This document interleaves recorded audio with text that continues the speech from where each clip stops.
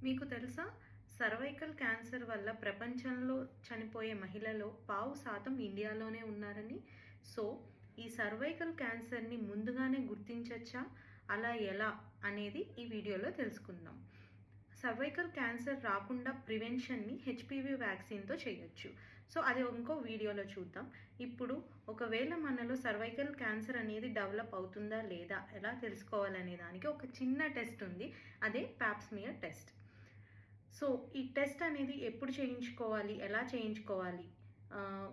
30 years నుండి ఈ pop smear test అనేది మనం ప్రతి 3 ఇయర్స్‌కి చేయించుకోవాలనమాట. జస్ట్ ఒక చిన్న బ్రష్ ఉంటుంది. ఆ టెస్ట్ ఎలా చేస్తామంటే, ఈ బ్రష్ అనేది మన సర్విక్స్ ఉంటుంది గదా! దాని మీద పెట్టి చిన్న శాంపుల్‌లా తీసి అది బయట టెస్ట్‌కి పంపిస్తాం. ఇది జస్ట్ ఒక 5 మినిట్స్ ప్రొసీజర్.